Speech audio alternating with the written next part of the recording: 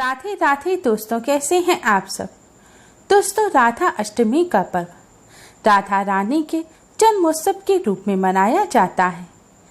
राधा अष्टमी पर विशेष रूप से राधा रानी का पूजन किया जाता है और व्रत भी रखा जाता है। आज की इस वीडियो में हम आपको बताएंगे कि राधा अष्टमी पर कैसे करें राधा रानी का पूजन। राधा अष्टमी व्रत की विधि क्या है, व्रत के नियम क्या हैं, इस व्रत का महत्व क्या है और पूजा करने का शुभ मुहूर्त क्या है और इस साल राधा अष्टमी किस दिन मनाई जाएगी। भगवान श्री कृष्ण की प्रिय राधा रानी का जन्मोत्सव भाद्रपद मास के शुक्ल पक्ष की अष्टमी तिथि को मनाया जाता है। इसे राधा अष्टमी का पर्व कहा जाता है।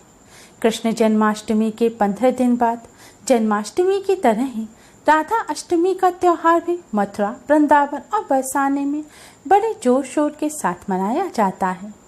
शास्त्रों के अनुसार राधा रानी के पिता का नाम वृषभानु और माता का नाम कीर्ति था। राधा रानी के बिना भगवान श्री कृष्ण की पूजा अधूरी मानी गई है। जो लोग कृष्ण जन्माष्टमी का व्रत रखते हैं उन्हें राधा रानी के जन्मोत्सव पर भी व्रत अवश्य ही रखना चाहिए। कहा जाता है कि राधा अष्टमी के व्रत के बिना कृष्ण जन्माष्टमी के व्रत का पूरा पुण्य प्राप्त नहीं होता। राधा अष्टमी के दिन राधा रानी और भगवान श्री कृष्ण का पूजन किया जाता है। ऐसी मान्यता है इस दिन व्रत और पूजन करने वालों को सभी सुखों की प्राप्ति होती है। राधा रानी को बल्लभा कहा जाता है। शास्त्रों में राधा रानी को लेकर 2 मत हैं। एक मत के अनुसार राधा रानी लक्ष्मी जी का ही अंश हैं, जो भगवान श्री कृष्ण की बाल लीलाओं में सहयोग करने के लिए प्रकट हुई थी। दूसरी मान्यता के अनुसार राधा रानी अलग नहीं बल्कि भगवान श्री कृष्ण का ही अंश हैं। राधा और कृष्ण अलग नहीं बल्कि एक ही हैं। राधा अष्टमी के दिन से ही महालक्ष्मी व्रत की भी शुरुआत होती है। ऐसी धार्मिक मान्यता है कि देवी राधा के जन्मदिन यानी कि भाद्रपद शुक्ल अष्टमी से कृष्ण पक्ष की अष्टमी तक जो साधक देवी राधा की पूजा करते हैं और राधा रानी के मंत्रों का जाप करते हैं उन पर कुबेर और देवी लक्ष्मी की खास कृपा होती है। ऐसे साधक को गरीबी छू भी नहीं पाती। दोस्तों, राधा अष्टमी का पर्व भाद्रपद मास की शुक्ल पक्ष की अष्टमी तिथि को मनाया जाता है। इस बार अष्टमी तिथि 3 सितंबर की दोपहर 12:28 पर शुरू होगी और 4 सितंबर की सुबह 10:39 पर समाप्त होगी। 4 सितंबर को सूर्य उदय के समय अष्टमी तिथि रहेगी।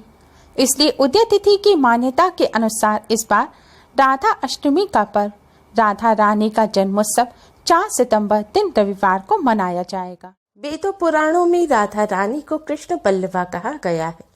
राधा रानी भगवान श्री कृष्ण की शक्ति है। जिस तरह भगवान श्री कृष्ण राधा रानी के बिना अधूरे हैं, उसी प्रकार राधा अष्टमी का व्रत किए बिना जन्माष्टमी व्रत भी अधूरा है।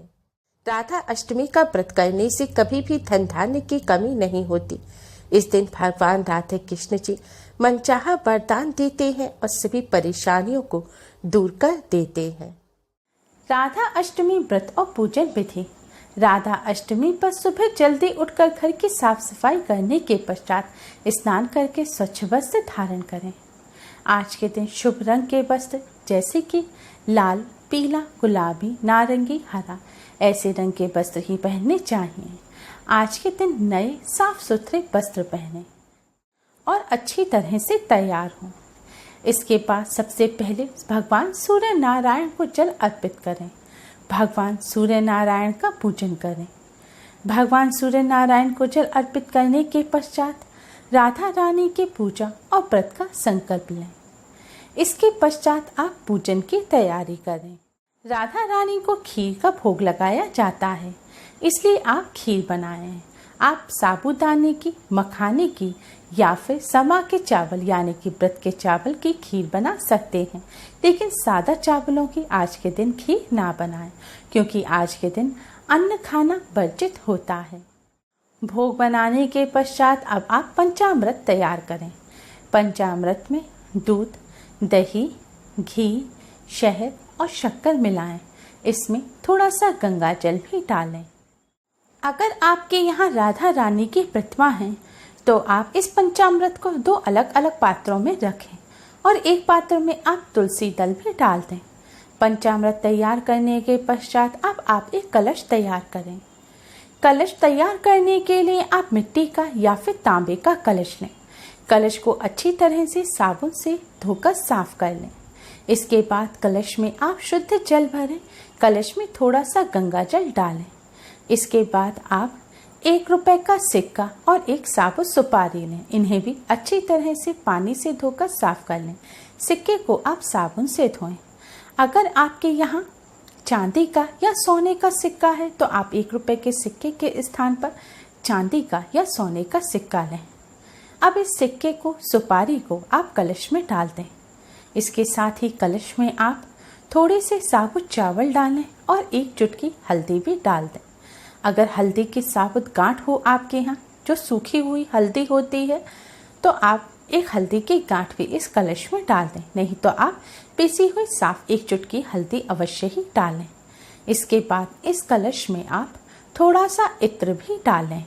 इत्र ना हो तो आप कोई पुष्प डाल दें। कलश तैयार करने के पश्चात अब अपने मंदिर के पास साफ स्थान पर उत्तर दिशा में एक लकड़ी की चौकी यानी कि पट्टा रखें। अब इसके ऊपर आप साफ लाल रंग का कपड़ा बिछाएं। दोस्तों, अगर आपके यहाँ राधा रानी और भगवान श्री कृष्ण की यानी कि युगल किशोर की प्रतिमा है तो आप उन्हें सबसे पहले पंचामृत से स्नान कराएं। पंचामृत से स्नान कराने के पश्चात स्वच्छ जल से स्नान कराएं। दोस्तों, ध्यान रखें, जिस पंचामृत में तुलसी दल है उससे स्नान ना कराएं। बिना तुलसी दल वाले पंचामृत से आपको युगल किशोर को स्नान कराना है। स्नान कराने के पश्चात अब आप युगल किशोर को सुंदर वस्त्र आभूषण पहनाएं और उनका श्रृंगार करें। अगर आपके यहाँ युगल किशोर की प्रतिमा ना हो, तस्वीर हो, तो तस्वीर को आप साफ कपड़े से पोंछें।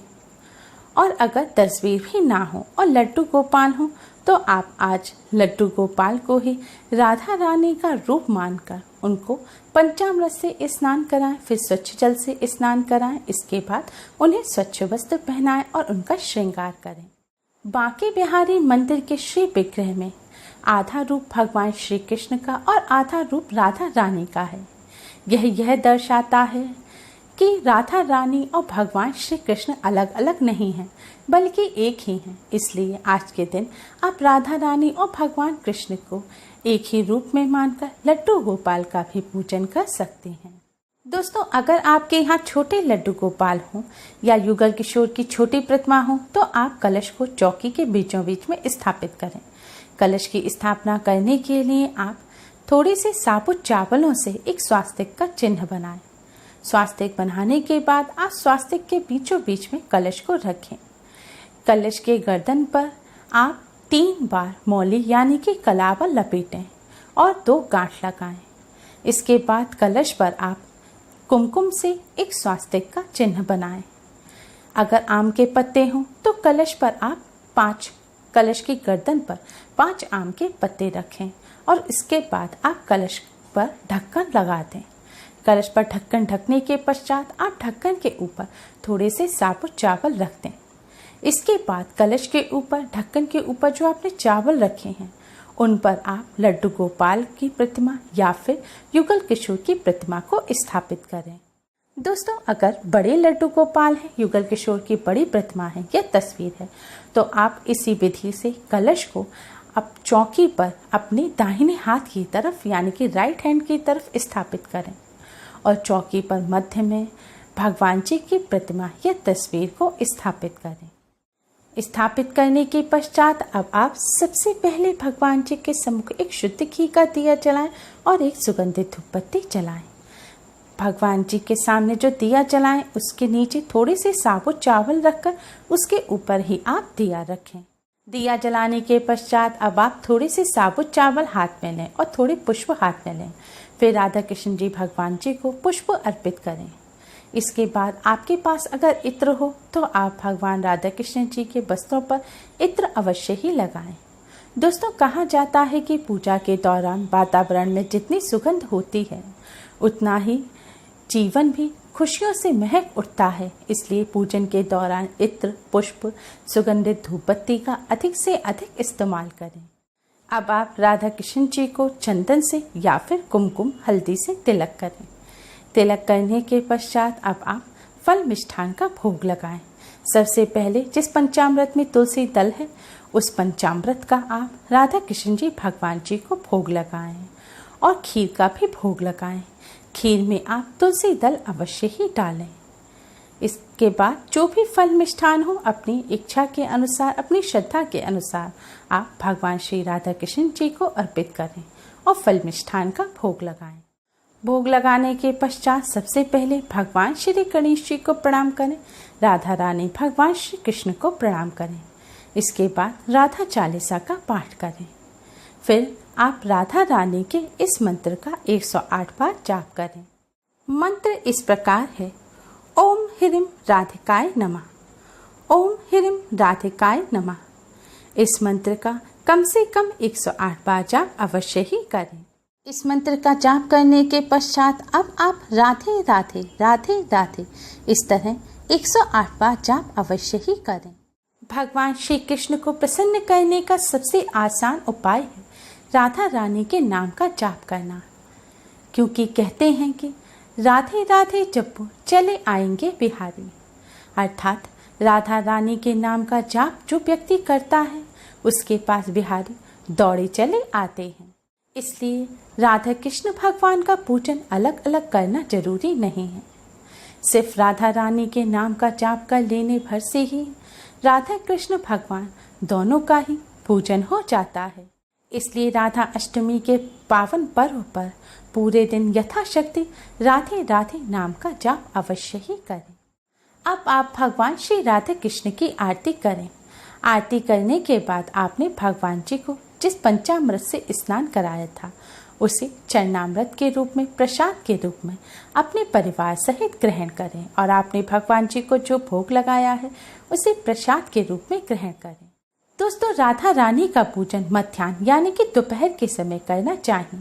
राधा रानी के पूजन का शुभ समय दोपहर 12 बजे से दोपहर 2 बजे तक होता है। इस दौरान ही आप राधा रानी का पूजन करें। चौकी को आप पूरे दिन इसी तरह रहने दें। संध्या काल के समय फिर से आप भगवान जी के सामने दिया जलाएं और उनकी आरती करें। अगले दिन स्नान करने के पश्चात अब आप भगवान राधा कृष्ण जी को पुनः मंदिर में विराजित करें और जो चौकी पर चावल हैं उन्हें इकट्ठा करके पक्षियों को डाल दें। कलश का जो जल है उस जल का आप अपने पूरे घर में छिड़काव करें। इसके पश्चात बचे हुए जल को आप साफ स्थान पर लगे हुए किसी पौधे की जड़ में डाल दें। दोस्तों, ध्यान रखें, इस जल का छिड़काव आपको अशुद्ध स्थान जैसे कि टॉयलेट, बाथरूम, कचरा रखने के स्थान पर नहीं करना है। इस तरह राधा अष्टमी व्रत का पूजन संपूर्ण होगा। दोस्तों, राधा अष्टमी के व्रत के नियम सभी जन्माष्टमी व्रत के नियम की तरह ही होते हैं। इस व्रत में किसी भी प्रकार के अन्न का सेवन नहीं किया जाता। इस व्रत में सिर्फ आप फलाहारी भोजन ही करें। कुट्टू सवा के चावल, साबूदाना, सिंघाड़ी का आटा, राजगीरा इत्यादि का ही आप सेवन करें। व्रत में आलू खा सकते हैं। व्रत के नमक का ही सेवन करें। दही, चाय, कॉफ़ी, दूध, सभी प्रकार के फल, सभी प्रकार के मेवे आप खा सकते हैं।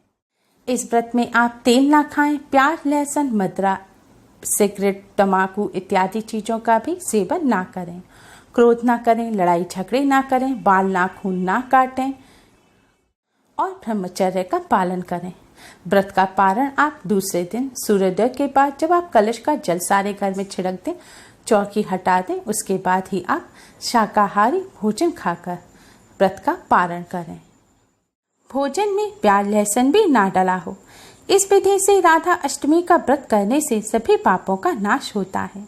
जो महिलाएं राधा अष्टमी का व्रत रखती हैं उन्हें अखंड सौभाग्य का आशीर्वाद मिलता है। साथ ही घर परिवार में सुख, समृद्धि और शांति रहती है और निसंतानों को संतान सुख की प्राप्ति होती है। इस दिन व्रत करने से घर में माँ लक्ष्मी का वास होता है। सभी मनोकामनाएं पूर्ण होती हैं। जीवन सुखमय हो जाता है। उम्मीद है आपको हमारी ये वीडियो पसंद आई होगी। प्लीज़ लाइक करें। हमारी इस वीडियो को अपने फ्रेंड्स और रिश्तेदारों में ज़्यादा से ज़्यादा शेयर करें जिससे वह भी इसका लाभ उठा सकें। हमारी और भी वीडियोस के लिए हमारे चैनल को सब्सक्राइब करना ना भूलें। Thanks for watching. Radhe Radhe.